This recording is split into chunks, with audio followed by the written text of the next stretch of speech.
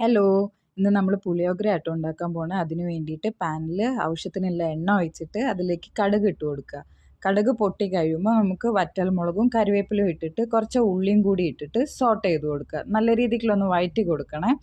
ഞാനിവിടെ ഒരു ഉള്ളി ആട്ടോ എടുത്തത്, മീഡിയം സൈസിലുള്ള ഒരു ഉള്ളി. അപ്പോൾ അതൊന്ന് വഴന്ന് വരാൻ വേണ്ടിയിട്ട് കുറച്ച് ഉപ്പും കൂടി ആഡ് ചെയ്തിട്ട് നല്ല രീതിയിലൊന്ന് വഴറ്റി കൊടുക്കാം കേട്ടോ.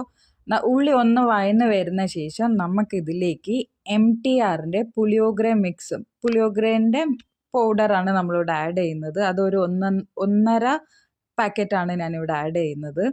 അപ്പോൾ നിങ്ങൾക്ക് റൈസിൻ്റെ ക്വാണ്ടിറ്റി എത്ര ഉണ്ടോ അതിനനുസരിച്ച് നിങ്ങൾക്ക് എടുക്കുക. അത് എന്നിട്ട് നല്ല രീതിയിലൊന്ന് വഴറ്റി കൊടുക്കണം, ഒന്ന് ചൂടാക്കി എടുക്കണം. എന്നിട്ട് അതിലേക്ക് ആവശ്യത്തിനുള്ള പുളിവെള്ളം കൂടി ഒഴിച്ചിട്ട് ഒന്ന് മിക്സ് ചെയ്ത് കൊടുക്കണം. എന്നിട്ട് അതിലേക്ക് 1 ടേബിൾ സ്പൂൺ ശർക്കര പൗഡറാണ് യൂസ് ചെയ്യുന്നത്.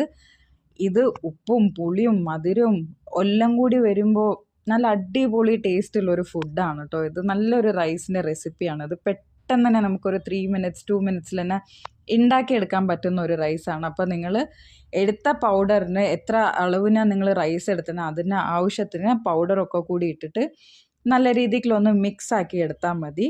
പിന്നെ ലാസ്റ്റിൽ ഗാർണിഷിങ്ങിന് വേണ്ടിയിട്ട് നമുക്ക് കുറച്ച് മല്ലിയിലയും കൂടി ഇട്ട് കഴിഞ്ഞാൽ നമ്മളെ പുളിയോഗര റെഡി ആയിട്ടുണ്ട്. എല്ലാവരും ഒന്ന് ട്രൈ ചെയ്ത് നോക്കണം കേട്ടോ. താങ്ക്